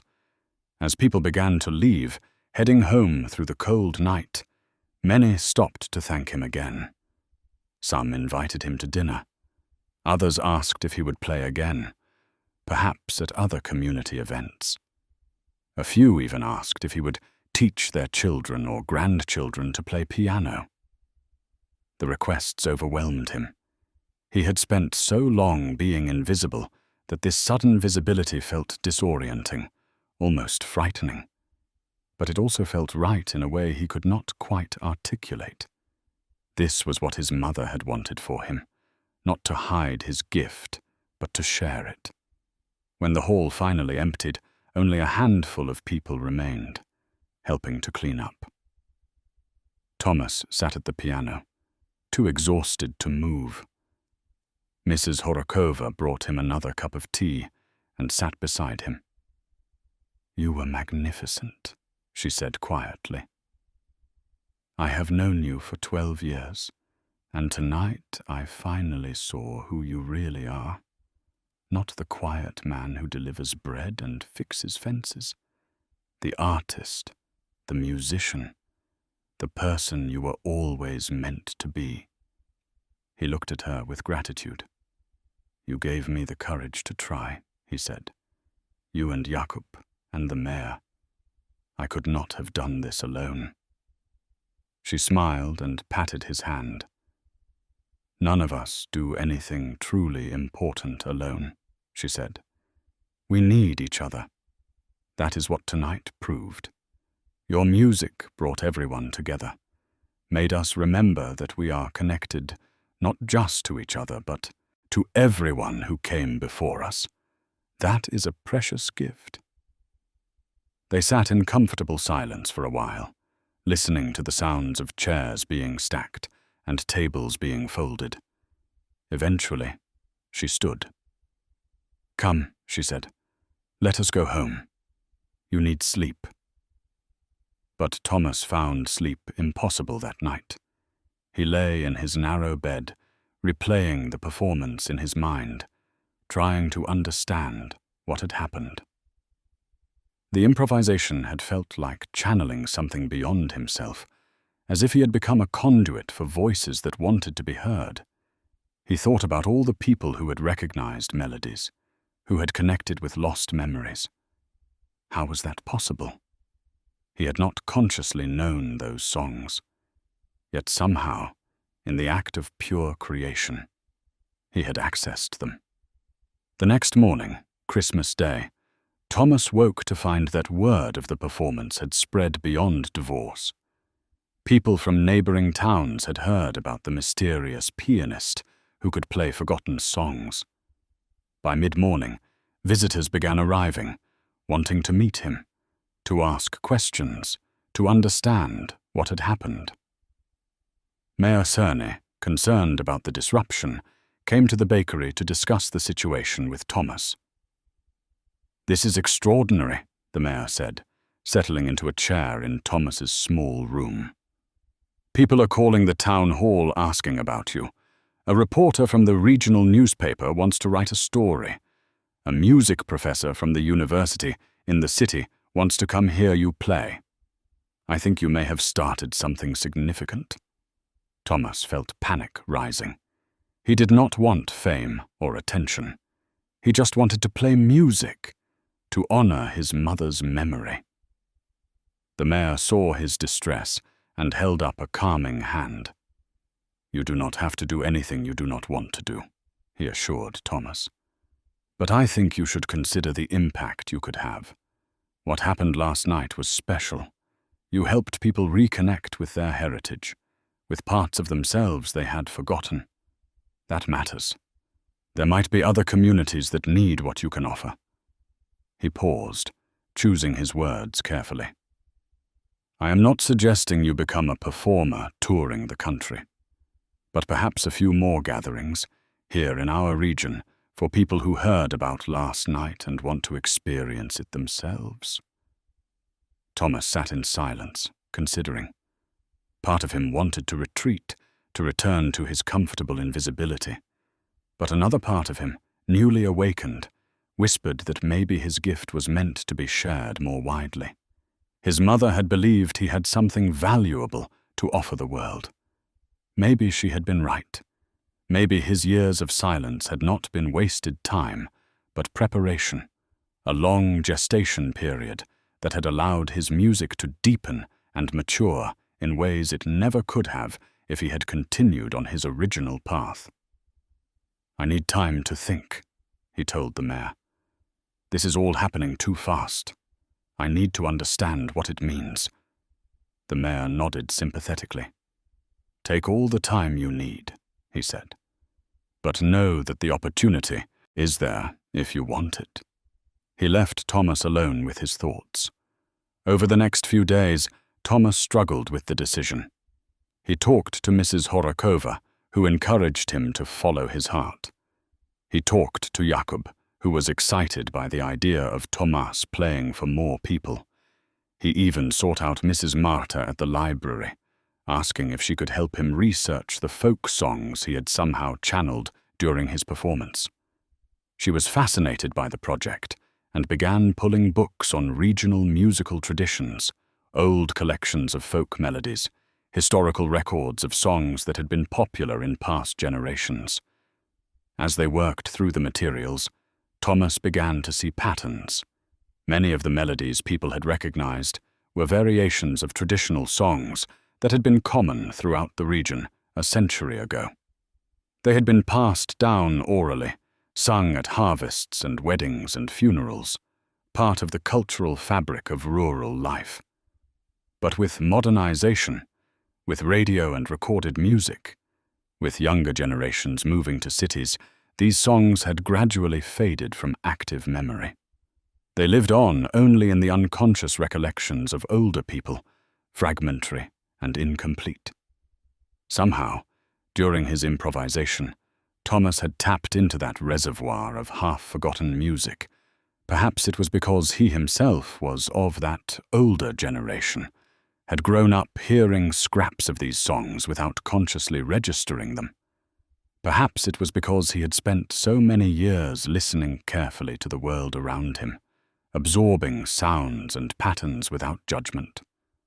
Or perhaps there was something genuinely mysterious at work, some connection to a collective past that defied rational explanation.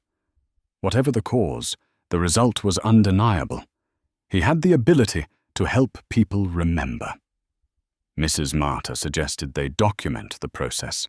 She wanted to record him playing, to note which melodies emerged, to interview people about what they recognized and what memories it evoked. It could become a valuable archive, she said enthusiastically, a way of preserving cultural heritage that might otherwise be lost. Thomas was initially resistant to such formality. He was not a scholar or an ethnomusicologist. He was just a man playing piano. But he came to see the value in her proposal. If his gift could serve a larger purpose, if it could help preserve something important, then perhaps he had an obligation to use it. The decision crystallized on New Year's Eve, exactly 1 week after his Christmas performance. Thomas returned to the Cultural House alone, wanting to think in the space where everything had changed. He sat at the piano and played through his composition again, this time without an audience, just for himself. The music flowed easily now, familiar and comforting. When he reached the point where he had improvised before, he let his hands wander again, seeing what would emerge. New melodies came, different from those of Christmas Eve, but equally evocative. He played for over an hour, exploring, discovering, following musical threads wherever they led. When he finally stopped, his injured wrist aching but his heart full, he knew what he needed to do. He would accept the mayor's suggestion. He would play for other communities, not as a professional performer, but as a kind of musical archaeologist, helping people excavate their own buried memories.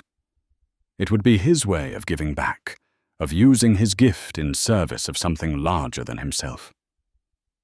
He stood and walked to the front of the stage, looking out at the empty hall. He imagined it filled with people, all of them connected through the universal language of music, all of them accessing parts of themselves they thought were lost. The vision filled him with purpose and peace. He had spent 47 years believing his life had no meaning, that he had wasted his potential, that he had nothing to offer. Now he understood that every experience, even the painful ones, even the years of silence and solitude, had been preparing him for this moment. He was exactly where he needed to be, doing exactly what he was meant to do.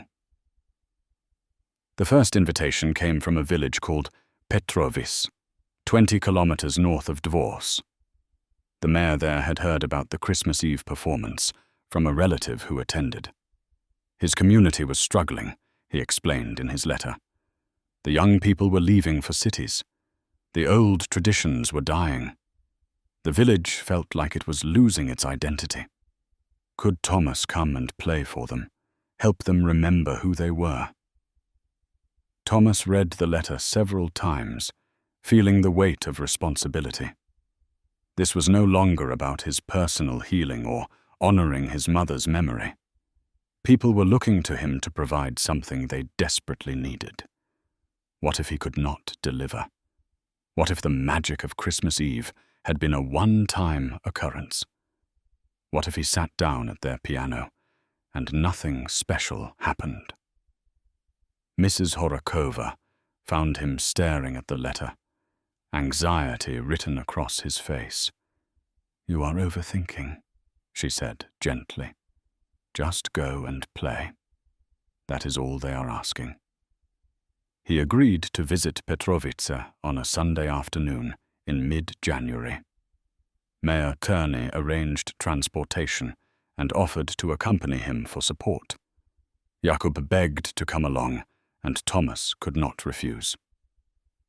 The three of them drove through snowy countryside, passing frozen fields and bare trees, the landscape stark and beautiful.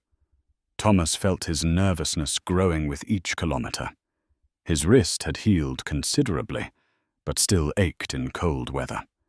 He flexed his fingers repeatedly, trying to keep them limber. Petrovice was smaller than Dvors, just a few hundred residents clustered around a central square. The community hall was modest, a single-story building with plain walls and simple furnishings. But it was packed with people, every seat filled and more standing along the walls. They had come from Petrovice and surrounding hamlets, word having spread about the Ikrona, pianist who could play forgotten songs. The crowd was mostly older, people in their 60s and 70s, though some younger families had brought children. The piano was old and slightly out of tune, but serviceable. Thomas sat at the bench and looked out at the expectant faces. Unlike at Dvors, these people were strangers. He did not know their stories or their losses. He felt exposed and uncertain. How could he tap into their memories when he knew nothing about them? He placed his hands on the keys and closed his eyes, trying to find the same openness he had experienced on Christmas Eve. He began with his original composition, the piece inspired by his mother's song. The familiar notes steadied him, building his confidence. He played through the first theme and into the second, feeling the music flow naturally. The audience listened in respectful silence. When he reached the section where he had improvised before, he paused briefly, gathering his courage, then let his hands begin to explore. At first, nothing special happened. The improvisation felt mechanical, forced. He was trying too hard, reaching for something instead of allowing it to come. Sweat formed on his brow despite the cool temperature. He could feel the audience's anticipation turning to puzzlement. This was not what they had been promised. This was just a man playing random notes. He felt panic rising, the same terror that had gripped him on Christmas Eve. He was failing. Then, just as he was about to give up, something shifted. A melody emerged from his fingers that he did not consciously choose. It was simple and mournful, a tune that felt ancient and familiar, even though he had never played it before. He followed where it led, elaborating on the theme, adding harmonies that seemed to suggest themselves. The music took on a life of its own, flowing through him rather than from him. In the audience, an old woman gasped audibly. Thomas heard it even through his concentration. He kept playing, developing the melody, letting it build and evolve. When he finally brought it to a gentle close, silence filled the hall for several heartbeats. Then the old woman began to weep, her shoulders shaking with the force of her emotion. Others around her reached out to comfort her, but she stood abruptly, her voice cracking as she spoke. "That was my mother's song," she said through her tears. "She sang it to me every night when I was a child. She died 70 years ago, and I thought I had forgotten it completely. But you just played it exactly as she sang it. Every note, every phrase. How is that possible?" Thomas had no answer. He could only shake his head in wonder. The woman made her way to the front of the hall, moving slowly with the aid of a cane. She climbed the steps to where Thomas sat and placed a weathered hand on his shoulder. "Thank you," she whispered. "You have given me back something I thought was lost forever. You have let me hear my mother's voice again." Other people began, calling out, saying they too had recognized fragments of old songs, pieces of melodies their grandparents had sung. A man in his 60s said he heard his father's favorite hymn woven into the improvisation. A woman recognized a folk dance from her wedding 40 years ago. The connections were happening again, that mysterious bridging of past and present through music. Thomas played for another hour, letting the improvisation flow freely, following musical threads wherever they led. More memories surfaced in the audience. More tears were shed. More expressions of gratitude and wonder filled the room.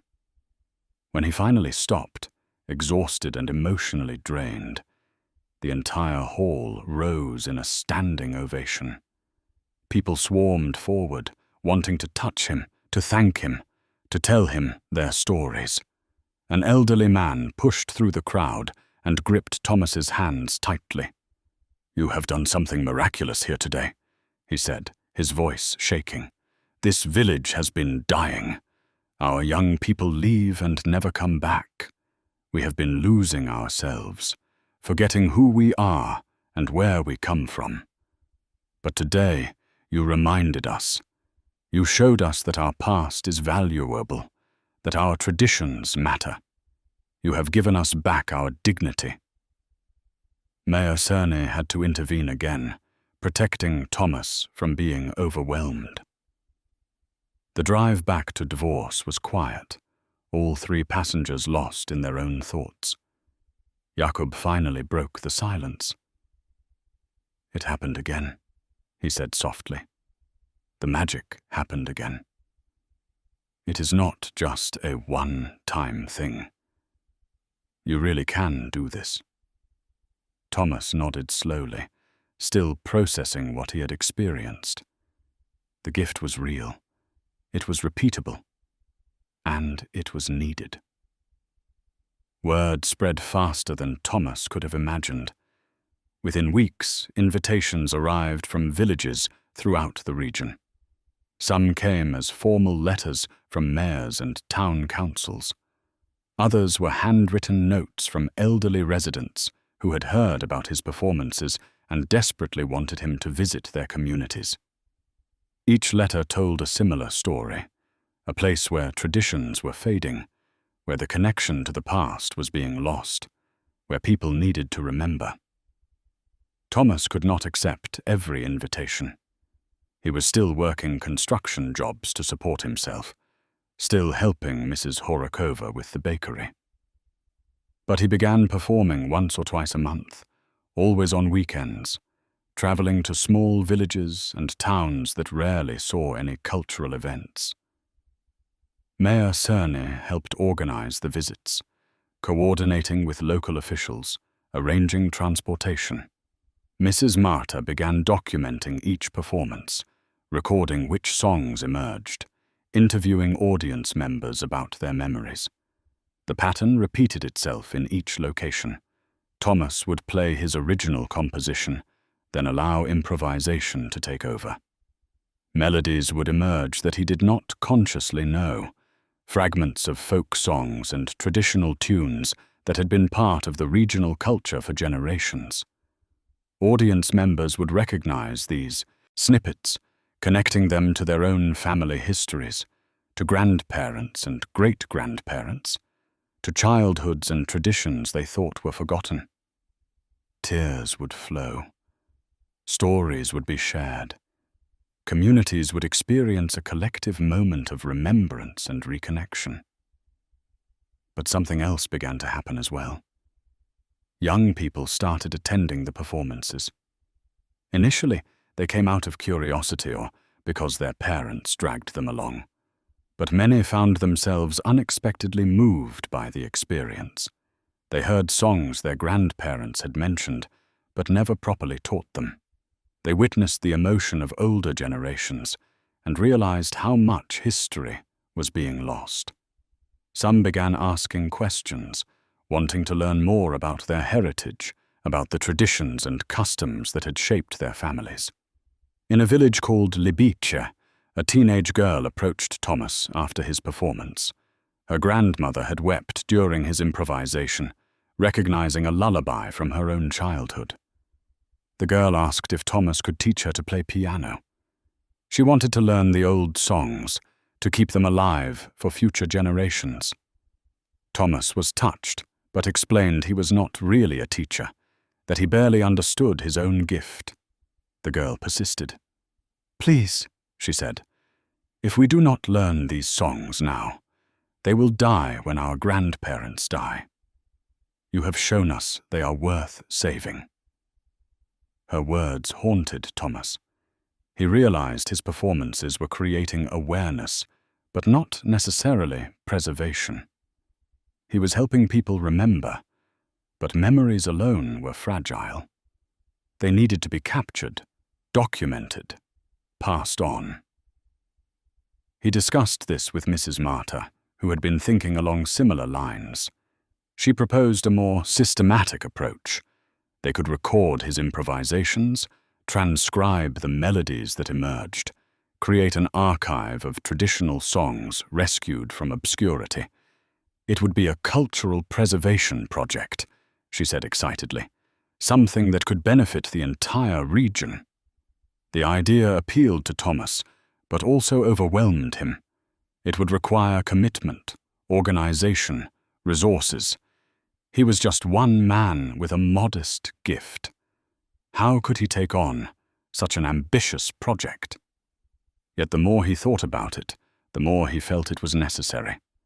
His mother had given up so much so he could develop his musical talent. Perhaps this was how he could finally fulfill her sacrifice, not by becoming a famous concert pianist, but by using his gift to serve a larger purpose. He talked to Mayor Kearney about the idea. The mayor was enthusiastic and offered to help seek funding from regional cultural organizations. He connected Thomas with the music professor from the university who had wanted to meet him. Professor Novotny was a specialist in ethnomusicology, the study of folk music traditions.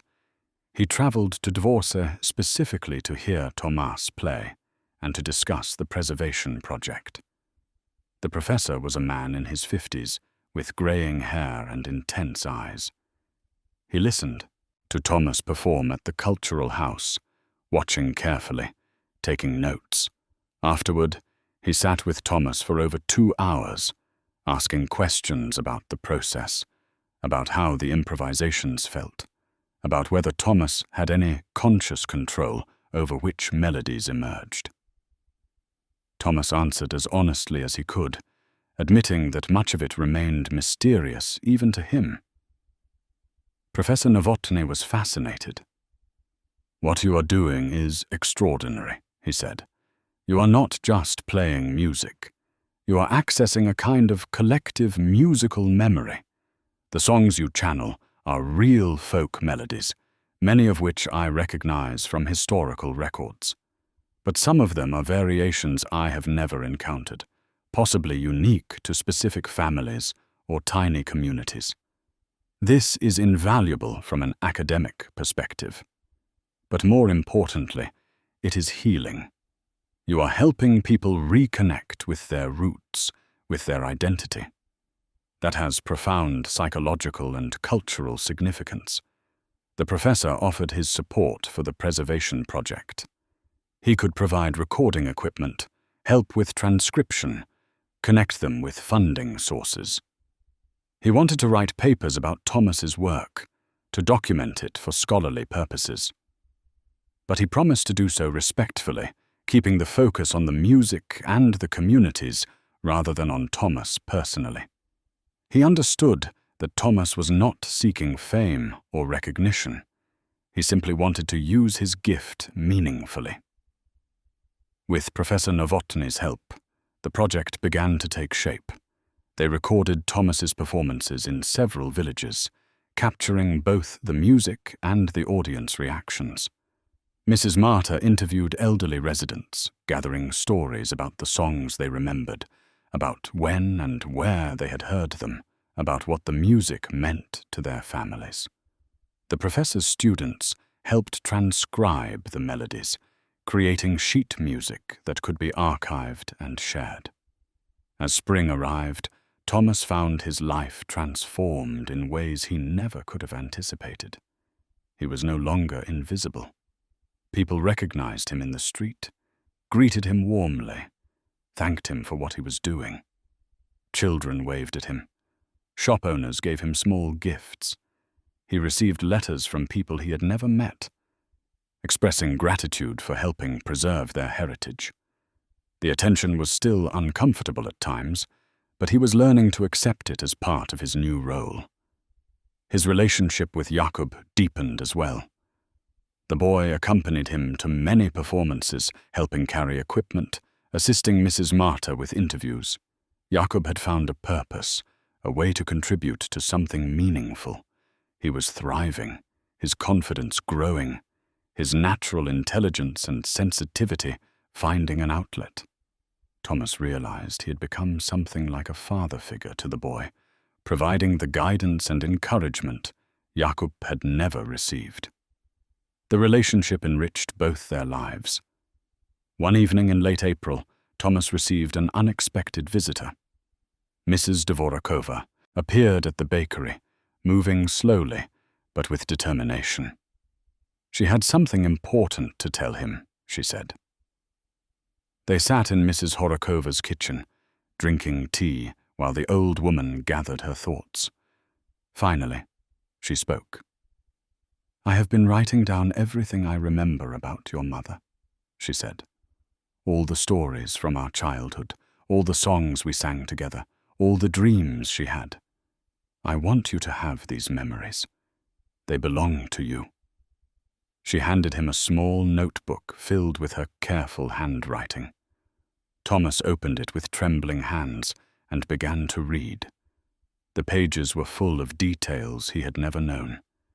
Glimpses of his mother as a young girl, full of life and hope and music. Mrs. Dvorakova had captured her voice, her personality, her essence. It was like meeting his mother again, seeing her whole and complete rather than just through the lens of her illness and death. Tears blurred his vision as he read. "Thank you," he whispered. "Thank you for giving this to me." Mrs. Dvorakova patted his hand gently. "Your mother would be so proud of you," she said. "She always knew you had something special to offer the world. She would be happy to know you finally found your way to share it." The words touched something deep inside Thomas. He had spent so many years feeling guilty, feeling like he had failed his mother by abandoning music. But maybe he had not failed at all. Maybe the long detour through grief and silence had been necessary. Maybe he had needed those years to become the person who could do this particular work, this healing through remembrance. Summer came to Divorce with warmth and golden light. The cultural house, which had stood empty and forgotten for so many years, was now regularly used for concerts, community gatherings, and music lessons. The piano that Thomas had repaired sang almost daily, its voice no longer lost to time.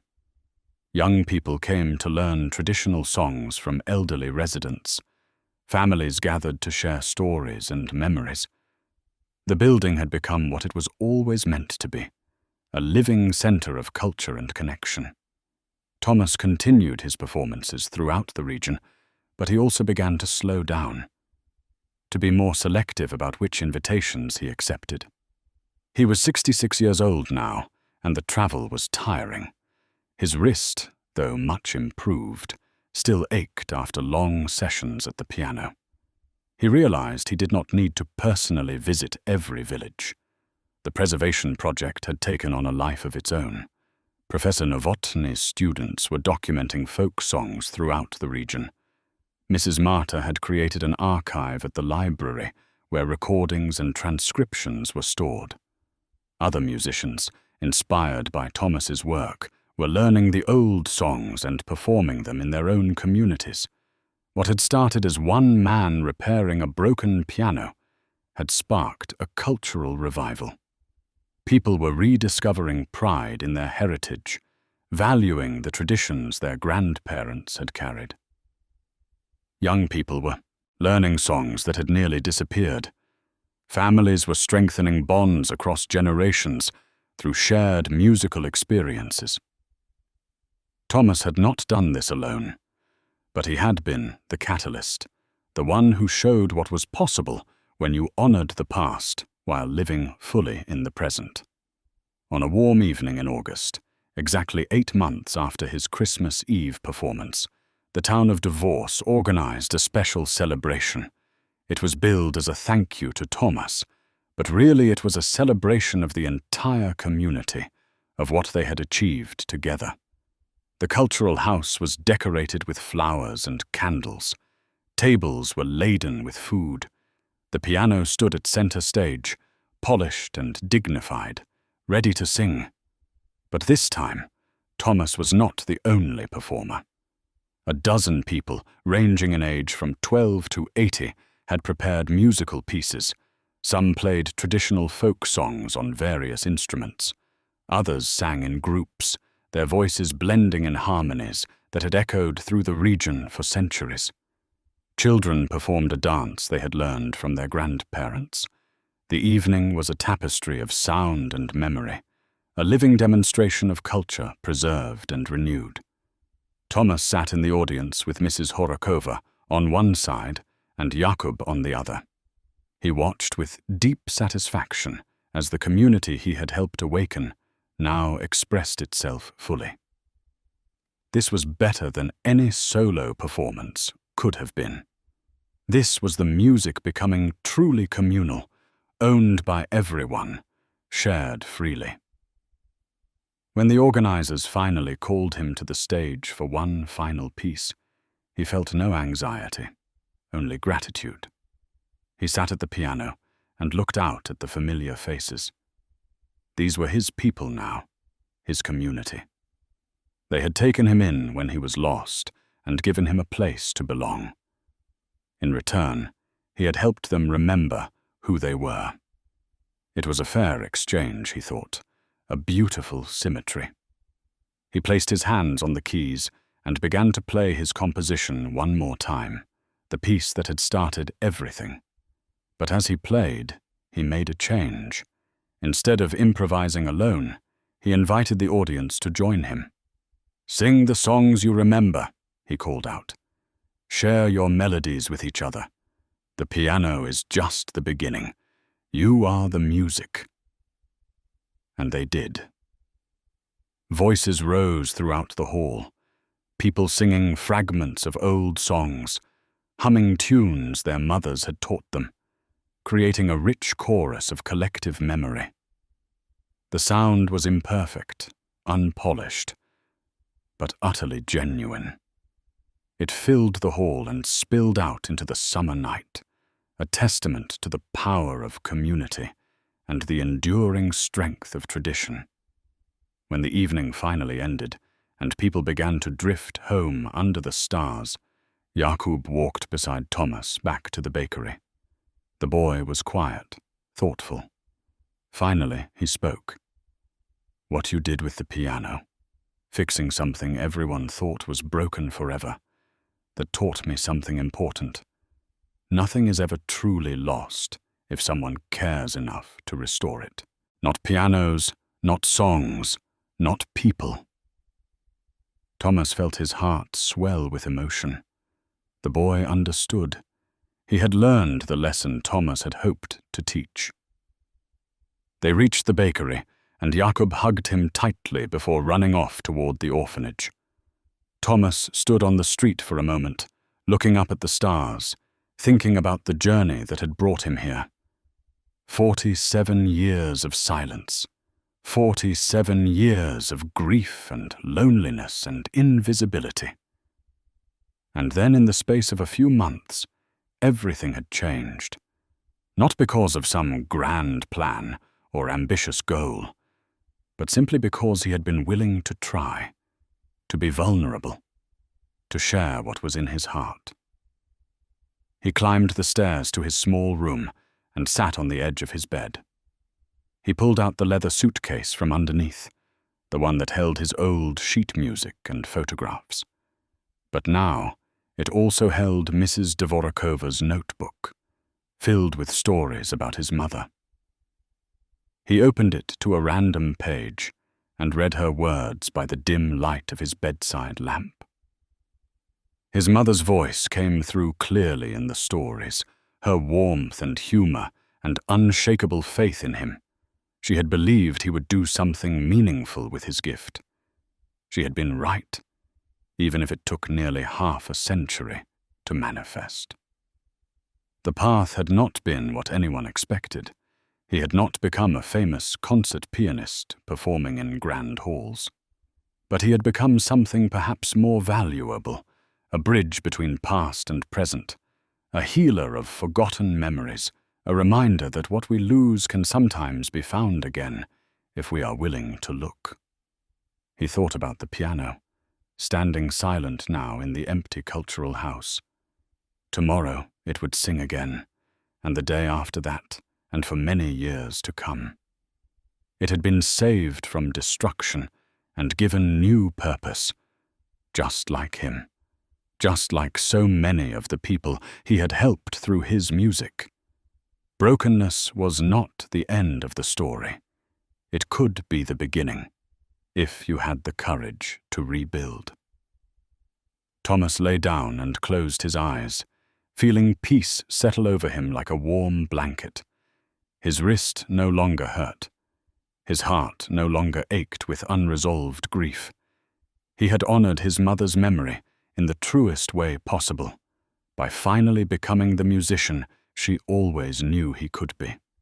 Not the one he had imagined in his youth, but the one he was meant to become, shaped by loss and time and the patient work of healing.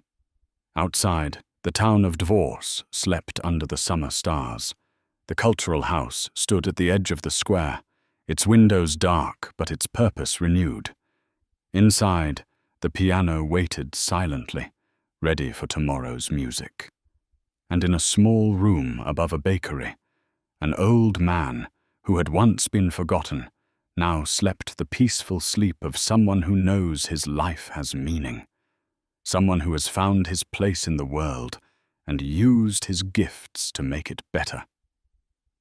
The song that no one could forget had been played, and its echoes would continue to resonate through the community for generations to come, a testament to the enduring power of music, memory, and one man's courage to try again.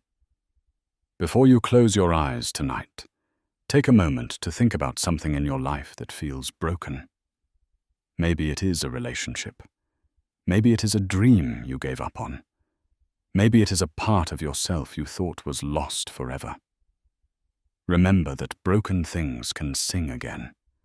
Remember that it is never too late to restore what matters. And if this story touched your heart, if it reminded you of something important, share it with someone who needs to hear it. Because the best way to honor the gifts we have been given is to pass them on, to let them create ripples that spread far beyond our own lives. Thomas taught us that. The piano taught us that. And now you know it too. Good night, wherever you are in this world. May your own forgotten songs find their way back to you.